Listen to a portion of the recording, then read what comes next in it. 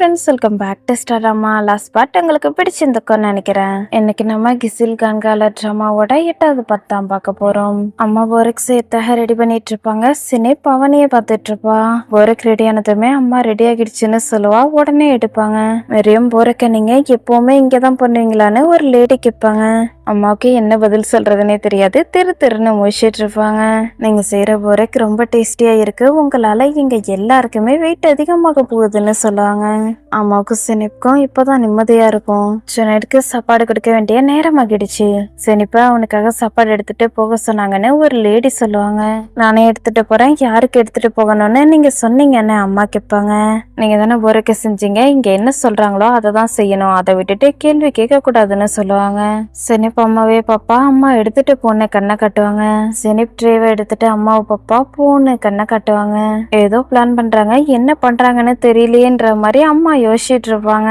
சினிப் ட்ரேவை எடுத்துட்டு போய்கிட்டு இருப்பா. ஹஸ்னா அந்த பக்கமா வருவாங்க. பார்த்துட்டு ஷாக் ஆயிடுவாங்க. இவ எதுக்காக சுனேடுக்கு சாப்பாடு எடுத்துட்டு போறான்னு கோவத்தோட பார்ப்பாங்க.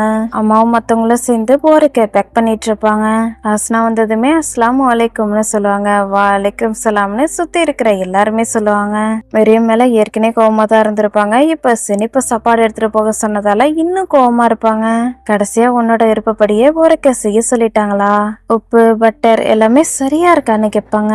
நான் எல்லாத்தையுமே சரியா தான் பண்ணிருக்கேன். நீங்க விருப்பப்பட்டா டேஸ்ட் பண்ணி பாருங்கன்னு ஒரு பீஸ கட் பண்ணி கொடுப்பாங்க. ஹஸ்னா டேஸ்ட் பண்ணி பார்த்ததுமே ஷாக் ஆயிடுவாங்க. நல்லா இருக்குன்னு சொல்லுவாங்க. நல்லா சாப்பிட்டுங்கன்னு அம்மா சொல்லுவாங்க. ஹஸ்னா கோவமா பேச ஆரம்பிப்பாங்க.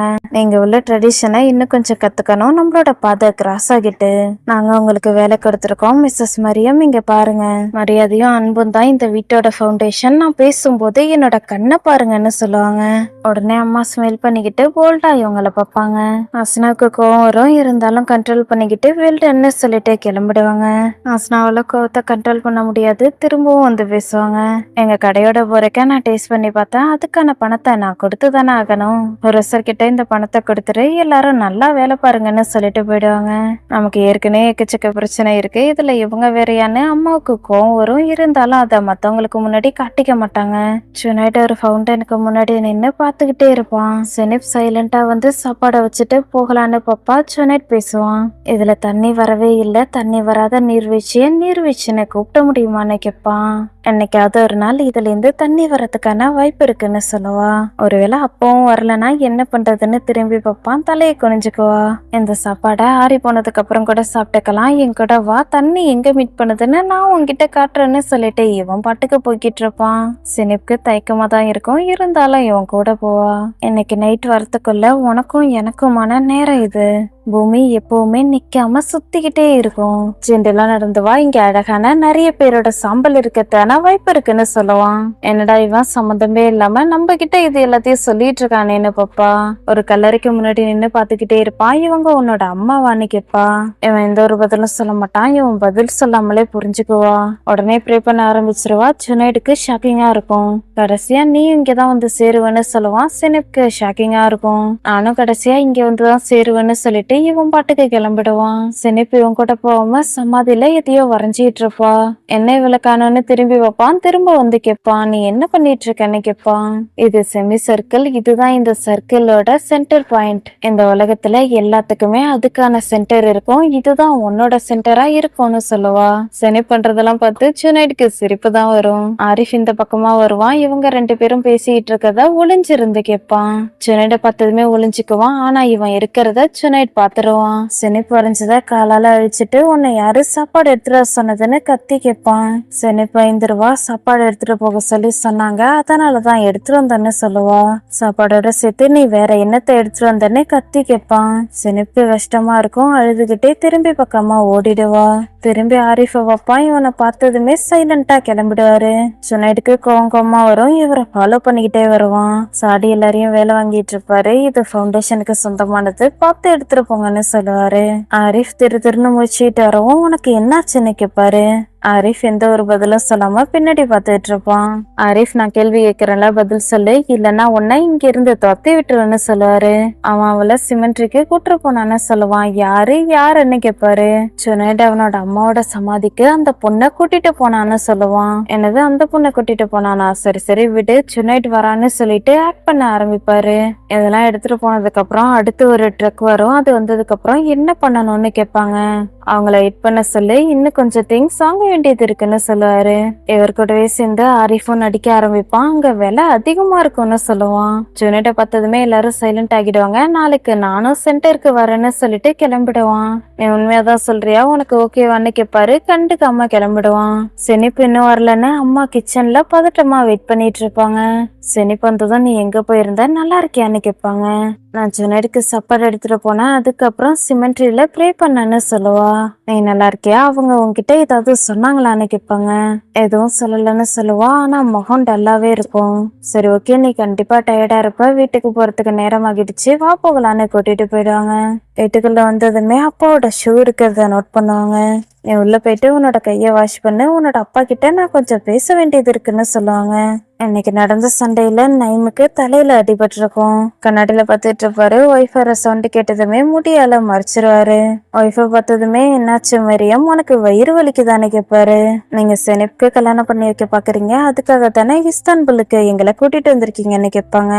ஆமான்னு சொல்லுவாரு. நீங்க என்ன சொல்லிட்டு இருக்கீங்க, அவ சின்ன பிள்ளைன்னு சொல்லுவாங்க. அவளோட வயசுல இருக்கும்போது தானே உனக்கு கல்யாணம் ஆச்சு, இதுல என்ன தப்பு இருக்குன்னு கேட்பாரு. என்ன நீங்க இது மாதிரி எல்லாம் பேசிட்டு இருக்கீங்கன்னு கோவமா கேட்பாங்க. உனக்கு என்ன யாருமே இல்ல, அதனாலதான் நான் உன்னை கல்யாணம் பண்ணிக்கிட்டேன்.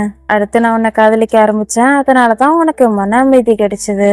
இப்ப நம்மளோட பொண்ணுக்கு கல்யாணம் ஆனதும் நம்ம 2 பேருக்கும் மன அமைதி கிடைக்கும்னு சொல்லுவாரு. நீங்க பாருங்க, நான் அவளோட அம்மா, இதுல எனக்கு விருப்பம் இருக்கா இல்லையான்னு நீங்க கேட்க வேணாமான்னு கேட்பாங்க.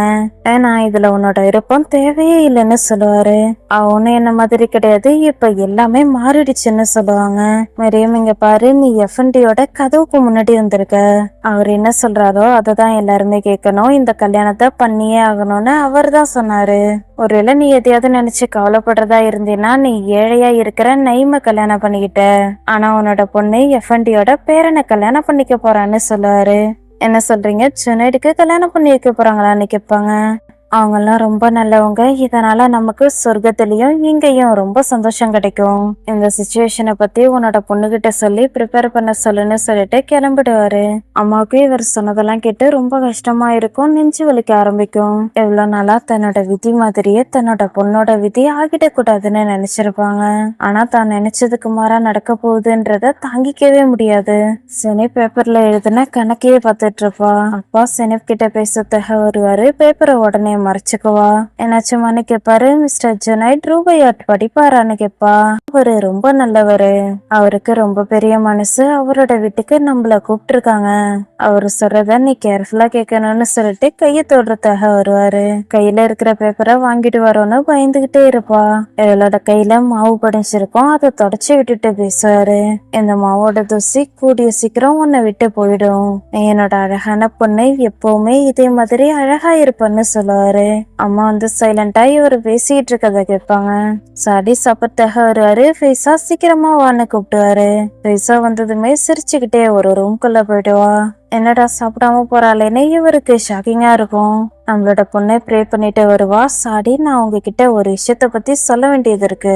ஜுனைடோட மேரேஜ பத்தி எஃப்என்டி கிட்ட பேசுனீங்களான்னு கேட்பாங்க. நீ கொஞ்சம் வெயிட் பண்ணுன்னு சொல்லிட்டு இவர் பாட்டுக்கு சாப்பிட ஆரம்பிச்சிருவாரு. சாடி, கொஞ்ச நேரம் வெயிட் பண்ணுங்க, மறக்க முடியாத அளவுக்கு உள்ள டேஸ்ட் உங்களுக்காக வெயிட் பண்ணும். எஃப்என்டி உங்ககிட்ட என்ன சொன்னாரு, அதை பத்தி என்கிட்ட சொல்லுங்கன்னு கேட்பாங்க. ஜுனைட் விருப்பப்பட்டாதான் எதுவும் நடக்கும், அவன் தான் முடிவெடுக்க முடியும்னு சொல்லுவாரு. எஃப்என்டி விருப்பப்பட்டா அதை ஜுனைட் பண்ண மாட்டானான்னு கேட்பாங்க. ஜுனைட யாராலையும் கன்வின்ஸ் பண்ண முடியாது, என்னோட அப்பாவால கூட முடியாது, அதனாலதான் இவன் விருப்பப்பட்ட மாதிரியே இவனுக்கு கல்யாணம் நடக்கணும்னு சொன்னாருன்னு சொல்லுவாரு. நீங்க சொல்றது சரிதான், அவனுக்கு முழுசா காயமாகி இருக்கு, ஆனா நம்மளால மட்டும்தான் அவனோட காயத்தை சரி பண்ண முடியும். யாராலையும் அவனை புரிஞ்சுக்க முடியாது. வேற ஏதாவது குடும்பத்துல பொண்ணு எடுத்து இவனுக்கு கல்யாணம் பண்ணி வச்சானா, கல்யாணத்துக்கு அப்புறம் அவங்களுக்கு எல்லாமே தெரிஞ்சிருச்சுன்னா என்ன பண்றதுன்னு கேட்பாங்க. அப்ப இங்க உள்ளவங்கல்ல யாரையாவது ஒருத்தவங்களதான் கல்யாணம் பண்ணி வைக்கணும்னு சொல்லுவாரு. வேற யாரையோ எதுக்காக பார்க்கணும், நம்மளோட குடும்பத்திலேயே யாரையாவது பார்க்கலாம்லன்னு கேட்பாங்க. இவருக்கு ஷாக்கிங்கா இருக்கும். ஹாஸ்னா நீ என்ன பேசிட்டு இருக்கன்னு கேட்பாரு. ஜுனைடுக்கு யாரு பெஸ்டா சூட் ஆவாங்கன்னு உங்களுக்கே நல்லா தெரியும். ஜுனைட் நீங்க சொன்னது எல்லாத்தையும் பண்ணணும்னு நினைச்சீங்கன்னா இதை நீங்க பண்ணிதான் ஆகணும். நீங்க இதை பத்தி யோசிச்சு பாருங்க. ஃபைசா வான்னு கூப்பிடுவாங்க. ஃபைசா வந்ததுமே ஸ்மைல் பண்ணிக்கிட்டே உட்காருவா. ஃபைசாவை தான் ஜுனைடுக்கு கல்யாணம் பண்ணி வைக்க போறாங்கன்னு அப்பட்டமா தெரியும். ஷாக் ஆகி பார்த்துட்டு இருப்பாரு. ஹாண்டி சிச்கின் கூட வெளில வந்திருப்பாங்க. ரெண்டு பசங்க ஹாண்டியவே பார்த்துட்டு இருப்பாங்க. பணக்காரங்களோட இனிமே அவங்களோட ஜட்ஜ்மெண்ட் தானே சொல்லுவாரு. எனக்கு என்னமோ அப்படி தோணல, இருக்கிற இடம் தான் ஸ்ட்ரேஞ்சா இருக்கிற மாதிரி தோணுதுன்னு சொல்லுவா.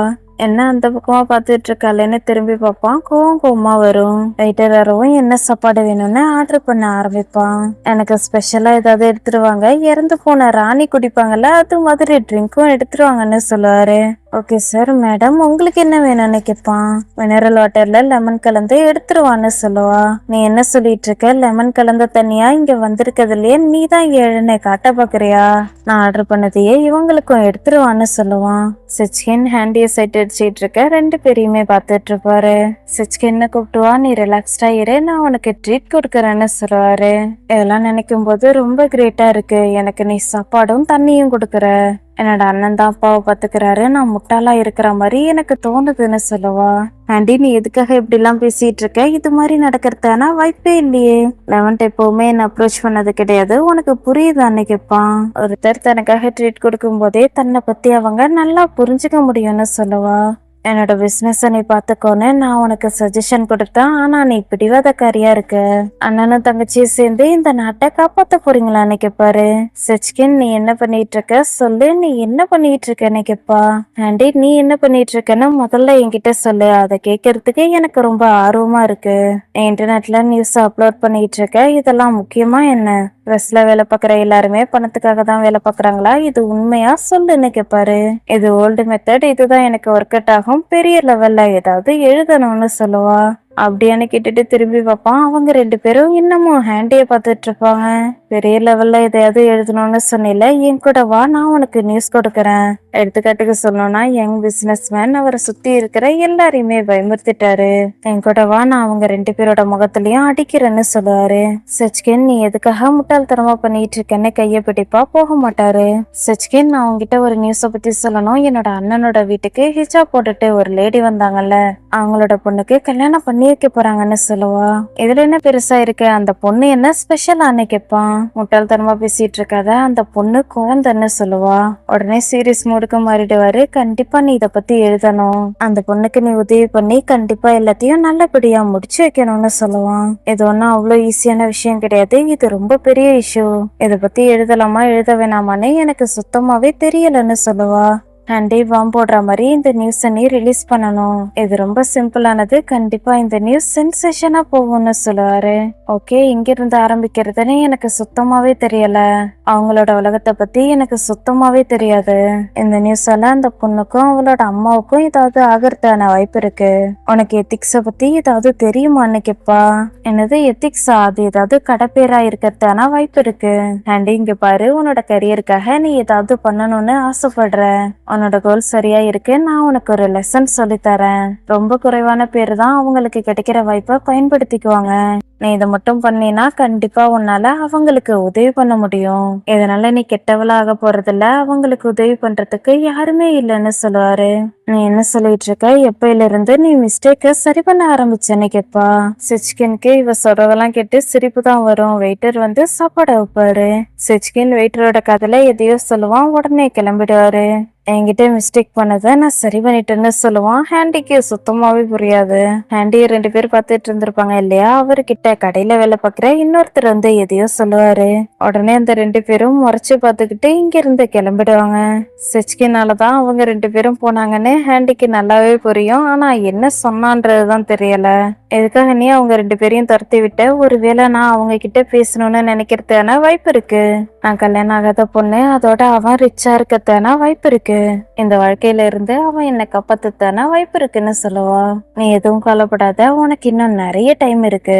அதோட உனக்கு 45 வயசானதும் நானே உன்னை கல்யாணம் பண்ணிக்கிறேன்னு சொல்லுவான். பிரதர் இங்க பாரு, நாம 2 பேரும் சிங்கிளா இருந்த செத்துருவோம். யாரெல்லாம் கம்மி வயசுல கல்யாணம் பண்ணிக்கிறாங்களோ அவங்க எல்லாம் பாவம்னு எனக்கு தோணுதுன்னு சொல்லுவா.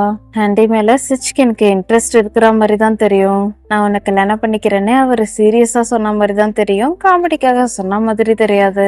மீரா வீட்டுக்கு வந்ததும் அப்பாவோட டைப்பரை நான் சேஞ்ச் பண்ணிட்டேன்னு சொல்லுவாரு. நான் உங்ககிட்ட எதுவுமே சொல்லலையேன்னு சிடுன்னு பேசுவா. நீ போற கோர்ஸ்ல இருந்து கால் பண்ணாங்க, நீ அங்க போகலன்னு சொன்னாங்களேன்னு கேட்பாரு. நான் ஃப்ரெண்ட்ஸோட வாக் போயிருந்தா அதனால தானே சொல்லுவா. நீ பொய் சொல்லாதன்னு சொல்லுவாரு. நான் ஒன்னும் பொய் சொல்லலன்னு கத்துவா. எங்கேயே வெயிட் பண்ணுன்னு சொல்லுவாரு. நான் என்னோட ரூம்க்கு போறேன்னு சொல்லுவா. எங்கேயும் போகாத, இங்கேயே வெயிட் பண்ணுன்னு சொல்லிட்டு கிளம்பிடுவாரு. ஜான் கொடுத்த டேப்லெட்டை பேக்ல தான் வச்சிருப்பா, அதனாலதான் பயந்துட்டு இருப்பா. ஒரு முறை டேப்லெட்டை எடுத்து பார்த்துட்டு திரும்பவும் பேக்குள்ளேயே வச்சிருவா. அப்பா வந்ததுமே நீ எங்க போயிருந்தன்னு கேட்பாரு. என்னோட ஃப்ரெண்டோட ஹோம்ஒர்க் பண்ணுன்னு சொல்லுவா. ஆனா நீ டிராயிங் கோர்ஸுக்கு கூட போகலையே ஏன்னு கேட்பாரு. எனக்கு அங்க உட்காந்துருக்க விருப்பம் இல்ல, எங்கிருந்து படிக்கிறோன்றது முக்கியமானு கேட்பா. இங்க பாருமா, நீ என்ன பைத்தியமா, நீ எங்க இருந்தன்றது கூட எனக்கு தெரியலன்னு சொல்லுவாரு. இங்க பாருங்க, நான் பெரிய பிள்ளைன்னு சொல்லுவா. இல்ல நீ இன்னமும் குழந்தைதான்னு சொல்லுவாரு.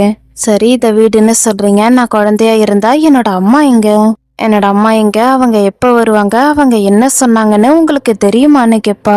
நீ யார பத்தி பேசிட்டு இருக்கன்னு கேப்பாரு. அம்மாவை பத்தி தான் பேசிட்டு இருக்கேன்னு சொல்லுவா. நீ உன்னோட அம்மா கிட்ட பேசினியா, எப்படி அவளை கண்டுபிடிச்ச, என்ன பேசுனீங்கன்னு கேப்பாரு. நீங்க தான் வேணான்னு விட்டுட்டீங்கல்ல, அதனால நானே கண்டுபிடிச்சேன். ஆனா அதெல்லாம் முக்கியம் கிடையாது, அவங்க என்ன சொன்னாங்கன்னு உங்களுக்கு தெரியுமா. என்ன மன்னிச்சிருன்னு சொன்னாங்கன்னு ஃபீல் பண்ணி சொல்லுவா. 11க்கு கஷ்டமா இருக்கும், இவளை சமாதானப்படுத்த ட்ரை பண்ணுவாரு. நான் எல்லா எக்ஸாம்லயும் பாஸ் ஆகுறேன், என்னால முடியும்னு உங்ககிட்ட நிரூபிக்கிறேன். அதுக்கப்புறம் நான் உங்ககிட்ட எப்பவுமே பேச மாட்டேன். நான் போர்டிங் ஸ்கூல்ல படிப்பேன், அப்பதான் உங்களை என்னால பார்க்காம இருக்க முடியும்னு சொல்லுவா. மீரா கதவு தரன்னு சொல்லுவாரு. காலிங் பெல் சவுண்ட் கேட்கவும் யாருன்னு பாப்பாரு. சாண்டா கிளாஸ் வந்தாச்சு, நீ எப்படி இருக்கன்னு சச்சின்னு கேட்பான். நீ ஹேண்டி கூட தானே இருந்த, அதுக்குள்ள எப்படி இங்க வந்தன்னு கேட்பாரு. ஆமா, நாங்க 2 பேரும் மீட் பண்ணோம். ஆனா அவ என்ன கட்டி விட்டுட்டு அவளோட கரியர் தான் முக்கியம்னு கிளம்பிட்டா. அதனாலதான் அவளோட பிரதரை பக்கத்தாக வந்தா. அவளுக்கு நீயும் சஃபகேட்டிங்கா இருக்கியே, என்ன ஆச்சுன்னு கேட்பான்.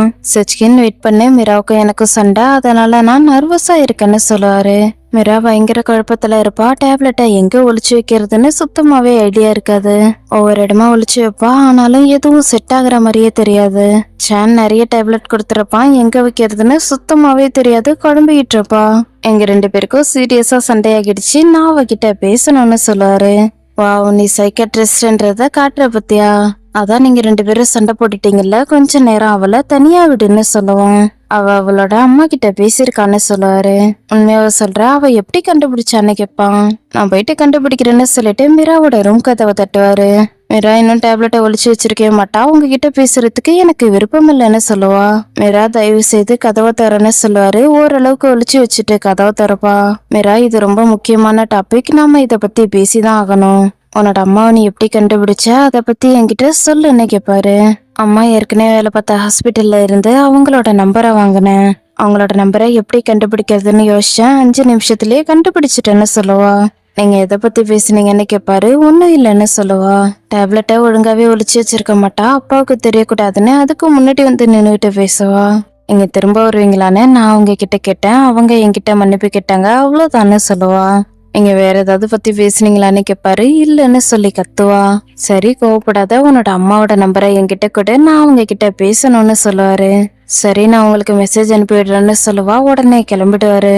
டேப்லெட்டை இப்ப சரியா ஒளிச்சு வச்சிருவா. வீட்டுல இந்த டேப்லெட் இருக்கத நினைக்கும் போது ரொம்ப கஷ்டமா இருக்கும். 11 கீழே வந்ததும் மேரியமை பத்தி சச்சின் கேட்பான். புதுசா அப்பாவை பத்துக்கத்தாக ஒரு லேடி வந்தாங்கல்ல, அவங்களோட விஷயம் டிஃபிகல்ட்டா இருக்கான்னு கேட்பான். ஆமா, அவங்களோட விஷயத்துல நான் ஏதாவது பண்ணி ஆகணும், அவங்க மேல நான் கோவப்பட்டுட்டேன், நான் அவங்கள தப்பா புரிஞ்சுக்கிட்டு கோவமா பேசிட்டேன்னு சொல்லுவாரு. அவங்க இப்ப எங்க இருக்காங்க, என்ன பண்ணிட்டு இருக்காங்கன்னு யாருக்குமே தெரியாது. அவங்களோட விஷயம் ரொம்ப டிஃபிகல்ட்டா இருக்கு, கண்டிப்பா அவங்க இந்த ஊரை சேர்ந்தவங்க இல்லைன்னு தோணுதுன்னு சொல்லுவான். ஆனா அவங்க ரொம்ப தைரியமானவங்க, அவங்களோட பொண்ணு மேல அதிகப்படியான பாசம் வச்சிருக்காங்கன்னு சொல்லுவாரு. ஆனா தனியா அவங்களால என்ன பண்ண முடியும், அவங்கள காப்பாத்துறதுக்கு ஒருத்தவங்க தேவைப்படுறாங்க. வெள்ளை குதிரை மேல வெள்ளை கோட்டு போட்டவங்க வந்தா நல்லா இருக்கும்னு சொல்லுவான். நீ மிருகண்டா, இப்படி எல்லாம் பேசிட்டு இருக்காத, இதெல்லாம் ரொம்ப தப்புன்னு சொல்லுவாரு. விடு பிரதர், நான் சும்மாதான் சொன்னேன், நீ எதுவும் பெருசா எடுத்துக்காதன்னு சொல்லுவான். மீரா நம்பர் அனுப்பியிருக்கான்னு சொல்லுவாரு. உடனே கால் பண்ணுன்னு சொல்லுவான்.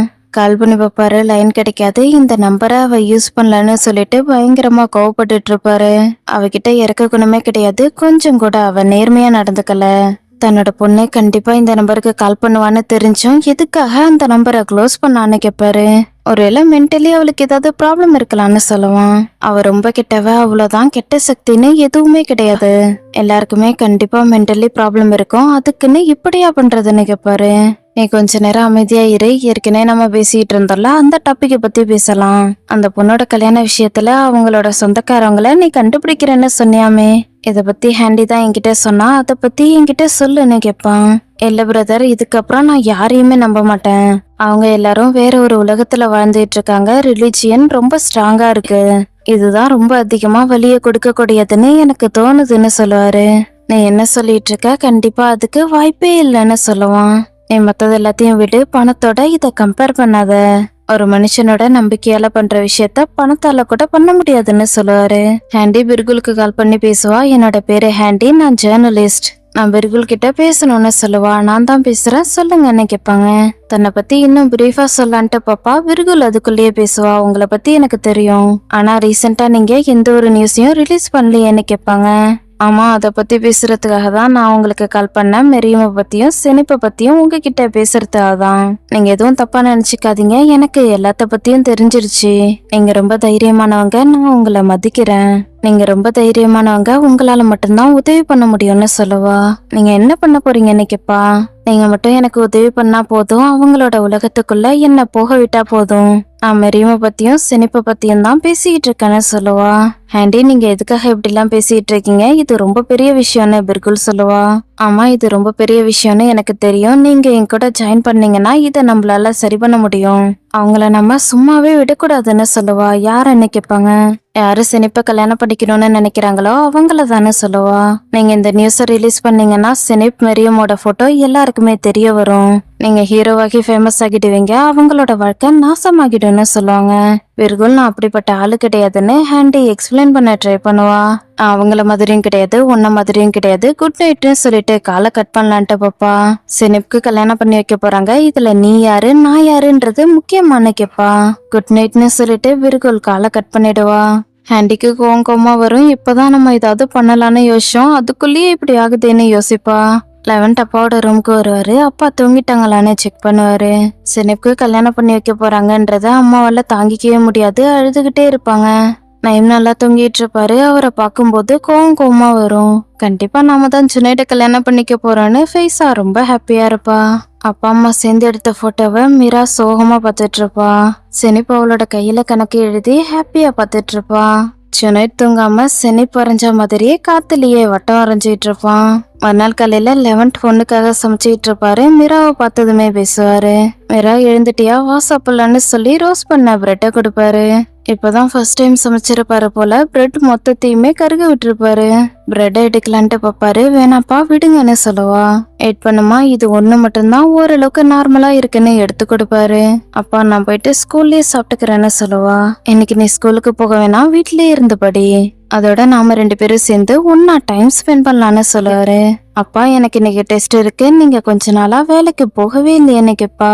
நான் லீவ் கேட்டிருக்கேன், உன்னோட தாத்தாவுக்கு உடம்பு சரியில்லை, அவரை நான் பாத்துக்கணும்னு சொல்லுவாரு. உங்களுக்கு எந்த ஒரு பேஷண்ட்டும் இல்லையான்னு கேப்பா. மத்த டாக்டர்ஸ் அவனை பாத்துக்குவாங்கன்னு சொல்லுவாரு. ஜுனைட் 11th பக்கத்தாக வந்திருப்பான். அவனோட அசிஸ்டன்ட் போயிட்டு நாங்க 11th பக்கத்தாக வந்திருக்கோம்னு சொல்லுவாரு. இன்னைக்கு அவர் லீவ் போட்டிருக்காரு, அதனால உங்களால அவரை பார்க்க முடியாதுன்னு சொல்லுவா. ஜுனைட் வந்து பேசுவான். ஒருத்தவங்களுக்கு உடம்பு சரியில்லைன்னா அவங்கள பார்த்தாலே தெரியும், ஆனா ஹெல்த்தியா இருக்கிறவங்கள பார்த்த உடனே கண்டுபிடிக்க முடியாது. அப்ப நாங்க போயிட்டு சீஃப் டாக்டரை மீட் பண்றோம், சாடியோட விருப்பத்தோட தான் நாங்க இங்க வந்தோம்னு சொல்லுவான். கூட வந்தவன் திரும்பி எஸ்ராவை பார்ப்பான். உடனே இருப்பா, கால் பண்றேன்னு சொல்லுவா. மிரா ஏதோ யோசனையிலே இருப்பா. சாப்பிடாம பிரெட்டை போட்டு குத்திக்கிட்டே இருப்பா. உனக்கு ஏதாவது சாப்பிட்ட ஆர்டர் பண்ணட்டுமான்னு கேட்பாரு. பர்கர் என்னன்னு சொல்லுவா. காலங்கத்தாலேயே பர்கர் சாப்பிடக்கூடாதுன்னு சொல்லுவாரு. அவங்க சாப்பாடை டெலிவரி பண்றதுக்குள்ள மதியம் ஆகிடும்னு சொல்லுவா. என்னோட வாழ்க்கை மொத்தமும் அன்ஹெல்த்தியா சாப்பிட வேண்டியதாகிடுச்சுன்னு சொல்லுவாரு. அதுக்குன்னு இந்த அளவுக்குலாம் மோசமா இருக்காது, நீங்க எதுவும் கவலைப்படாதீங்கன்னு சொல்லுவா. காலிங் பெல் சவுண்டு கேட்கவும் யாருன்னு பாப்பாரு. அம்மாவும் செனிப்பும் தான் வந்திருப்பாங்க. ஹலோங்க, உள்ள வாங்கன்னு கூப்பிட்டுவாரு. அம்மா நேத்து நடந்ததை நினைச்சு இன்னும் இவர் மேல கோவமா தான் இருப்பாங்க. சினிப்பு அவளோட ஹோம்ஒர்க்கை அங்கிள் கிட்ட காட்டணும்னு சொன்னா அதனாலதான் கூப்பிட்டு வந்திருக்கேன்னு சொல்லுவாங்க. நீ போயிட்டு அப்பாவை பாருமான்னு சொல்லுவாரு. உடனே உள்ள போவா. அம்மாவும் உள்ள வராங்களான்னு பாப்பாரு. நான் உள்ள வர மாட்டேன்னு சொல்லுவாங்க. சினிப் தாத்தாவை பக்கத்தாக போவா. மீரா அவளை ஃபாலோ பண்ணிக்கிட்டே போவா. நான் உங்ககிட்ட மன்னிப்பு கேட்கணும், என்ன மன்னிச்சிருங்கன்னு சொல்லுவாரு. பரவாயில்ல, அதனால ஒன்றும் இல்லைன்னு அம்மா முகம் கொடுத்து பேச மாட்டாங்க. உங்க பொண்ணோட ஃபீலிங்ஸை பத்தி எனக்கு புரியுது, ஆனா நீங்க என்ன பத்தியும் புரிஞ்சுக்கணும்ல. எனக்கும் ஒரு பொண்ணு இருக்குன்னு சொல்லுவாரு. எங்களுக்கு ஏற்கனவே தெரியும்னு சொல்லுவாங்க. நான் உங்களுக்கு உதவி பண்ணுன்ட்டு தான் நினைக்கிறேன்னு சொல்லுவாரு. நீங்க எந்த உதவியும் பண்ண வேணாம், என்னோட பொண்ணு வந்ததும் நாங்க இங்கிருந்து கிளம்பிடுவோம்னு சொல்லுவாங்க. நீங்க போறதுல எனக்கு விருப்பம் இல்ல, நாங்க ரொம்ப டிஃபிகல்ட்டான டைமை ஃபேஸ் பண்ணிட்டு இருக்கோம். ஆனா என்னோட அப்பாவோட கண்டிஷனை உங்களுக்கு பார்த்தாலே தெரியும். உள்ளவாங்க, நான் உங்ககிட்ட அதை பத்தி சொல்றேன், நம்ம பேசலாம், சேலரியை பத்தி பேசலாம்னு சொல்லுவாரு. நான் உள்ள வந்து வெயிட் பண்றேன். சினிப்பியே இன்னும் வரல.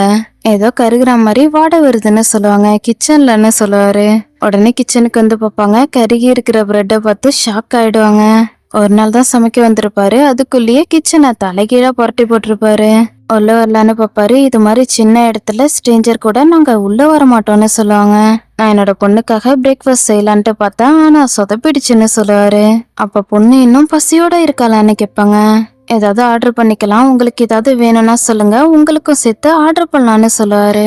நாங்க காலையிலே எழுந்து சமைச்சு முடிச்சிருவோம், வெளில ஆர்டர் பண்ணிடலாம், சாப்பிட மாட்டோம். ஏன்னா வெளில சமைக்கிற சாப்பாடை நாங்க சாப்பிட மாட்டோம். உங்களோட பொண்ணுக்கு சீஸ் பிடிக்குமான்னு கேட்பாங்க. ஆமா பிடிக்கும்னு சொல்லுவாரு. உடனே ரெடி பண்ண ஆரம்பிச்சிருவாங்க. 11க்கு கால் வரும், அட்டன் பண்ணி பேசுவாரு. நர்ஸை பத்தி தான் பேசிட்டு இருப்பாரு. மாசத்துக்கு 14,000 15,000 கொடுக்கறேன். டாலர் மதிப்புல சொல்லல, துர்கிஷ் பணத்துல தான் சொல்றேன். இன்னைக்கு வீட்டுக்கு யாரும் வரல, நான் வீட்டுல தான் இருக்கேன்னு சொல்லுவாரு. சினிப் தாத்தா எழுந்திருக்கிறது ஹெல்ப் பண்ணுவா, போயிட்டு எழுதுன்னு சொல்லுவாரு. நேத்து இவர் கொடுத்த கணக்கை அழகா சால்வ் பண்ணுவா. இதெல்லாம் பார்க்கும்போது மீராவுக்கு ஜெலஸ் ஆகும். வேணாமா, நீ எல்லாத்தையும் எழுத வேணாம், முட்டாளுக்கு தான் நீ எல்லாத்தையும் எழுதி காட்டணும், பார்த்தாலே எனக்கு தெரியுதுன்னு சொல்லுவாரு. நல்லா பழமொழி சொல்றீங்கன்னு ஹாப்பியா பார்த்துட்டு இருப்பா. ரொம்ப ஃபன்னியா இருக்குன்னு மீரா கலாய்க்க ஆரம்பிச்சிருவா.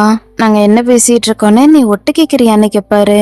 உங்களுக்கு என்னாச்சுன்னு முதல்ல சொல்லுங்க, யாரோ ஒருத்தவங்களை கூட்டு வந்து இப்படி பேசிட்டு இருக்கீங்களேன்னு கேட்பா.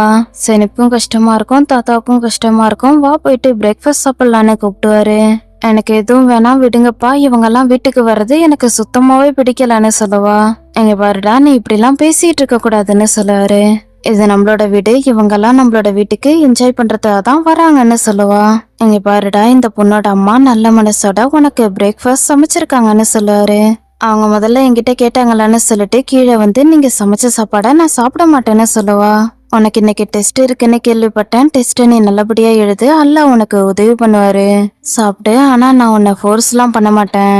எக்ஸாம்க்கு நீ சாப்பிடாம போறதுல எனக்கு விருப்பம் இல்ல. உனக்கு சீஸ் பிடிக்கும்னு நான் கேள்விப்பட்டேன், சீஸ் வச்சுதான் நான் இதை செஞ்சிருக்கேன், இதை சாப்பிட்டுட்டு என் மேல கோவப்படு, அல்லாஹ் உனக்கு சக்சஸ கொடுக்கணும். அவங்க என்ன எலிமெண்டரி ஸ்கூல் கூட போக விடலன்னு சொல்லுவாங்க. என்னைக்கப்பா பதில் சொல்லாம இவங்க பாட்டுக்கு பேசிட்டு இருப்பாங்க. அதெல்லாம் விடு, உன்னோட அப்பா உன்னை படிக்க வைக்கணும்னு ஆசைப்படுறாரு, நீ அவருக்கு நன்றி சொல்லணும், நல்லா படிக்கணும், புதுசா நிறைய விஷயங்களை நீ கத்துக்கணும், அல்லாஹ் எல்லாருக்குமே இது மாதிரி வாய்ப்பை கொடுக்க மாட்டாருன்னு சொல்லுவாங்க. உங்களுக்கு படிக்க பர்மிஷன் கொடுக்கலையா, அப்பன்னா உங்களுக்கு எழுத படிக்க தெரியாதான்னு கேப்பா.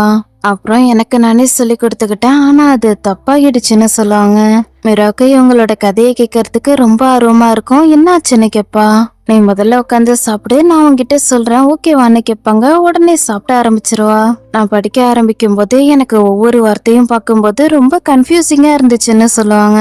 மிரா சாப்பிட்டு பார்த்துட்டு சாப்பாடு ரொம்ப டேஸ்டியா இருக்குன்னு சொல்லுவா. நல்லா சாப்பிட்டுன்னு சொல்லுவாங்க. மிரா ஹாப்பியா இருக்கதை பார்க்கும்போது 11க்கு ஹாப்பியா இருக்கும். நீங்க உங்களோட பொண்ணுக்கும் சொல்லி கொடுங்க, அவளாலையும் உங்களை மாதிரியே படிக்க முடியலன்னு சொல்லுவா. அம்மாவுக்கு கஷ்டமா இருக்கும், நீ நல்லா சாப்பிட்டுன்னு சொல்லிட்டு வெளில வருவாங்க. அம்மாவை பார்த்ததுமே தேங்க்யூன்னு சொல்லுவாரு. என்னோட பொண்ணு வந்ததும் நாங்க போயிடுவோம்னு சொல்லுவாங்க. நீங்க இத பத்தி என்ன நினைக்கிறீங்க, சினிப்பை பத்தி தான் கேக்குறேன்னு சொல்லுவாரு. ஏதாவது ஆச்சுன்னா நானே பாத்துக்கிறேன், ஒருவேளை எனக்கு உதவி தேவைப்பட்டுச்சுன்னா உங்ககிட்ட கேக்குறேன், உங்களால நர்ஸை கண்டுபிடிக்க முடியலன்னா அது வரைக்கும் நான் அங்கிளை பாத்துக்கிறேன், நான் வீட்டுல தனியா தான் இருப்பேன். முன்ன பின்ன தெரியாதவங்க வீட்டுக்குள்ள நடமாடுறது எனக்கு பிடிக்காது. அவங்களுக்கெல்லாம் பணம் தான் முக்கியமா இருக்கும். எனக்கு பணம் பெரிய விஷயம் இல்ல. பேக்கரியில எங்களுக்காக இன்சூரன்ஸ் போட்டிருக்காங்க. அதனால நாங்க போருக்கு செஞ்சுட்டு போய் கொடுக்கணும். நாங்க ஈவினிங் இங்க இருந்து போயிடுவோம். அதனால சரியான நேரத்துக்கு நீங்க வீட்டுக்கு வந்துடணும். அதோட இத பத்தி வேற யாருக்கும் தெரியக்கூடாது. ஒருவேளை தெரிஞ்சதுன்னா எங்களால இங்க வர முடியாது. என்னோட ஹஸ்பண்டும் எஃப்என்டியும் இதுக்கு ஒத்துக்க மாட்டாங்கன்னு சொல்லுவாங்க. நீங்க எப்படி ஒத்துக்கிட்டீங்க? ஒருவேளை நீங்க மனசு மாறிட்டீங்கன்னா என்ன பண்றதுன்னு கேட்பாரு. அப்பதான் என் பொண்ணோட விதி என்னோட விதி மாதிரி இருக்காதுன்னு சொல்லுவாங்க. அப்ப நீங்க என்ன பாதியோட விட்டுட்டு போக மாட்டீங்க தானே? ஏன்னா நான் என்னோட வேலையவும் என்னோட பேஷண்ட்டையும் பாத்துக்க வேண்டியது இருக்குன்னு சொல்லுவாரு. இதோட இந்த பார்ட் முடியுது. இந்த பார்ட் உங்களுக்கு பிடிச்சிருந்துக்கும்னு நினைக்கிறேன். பிடிச்சிருந்தா மறக்காம லைக் அண்ட் சப்ஸ்கிரைப் பண்ணுங்க. நெக்ஸ்ட் பார்ட்ல நான் உங்களை மீட் பண்றேன். Until then, bye. Thanks for watching.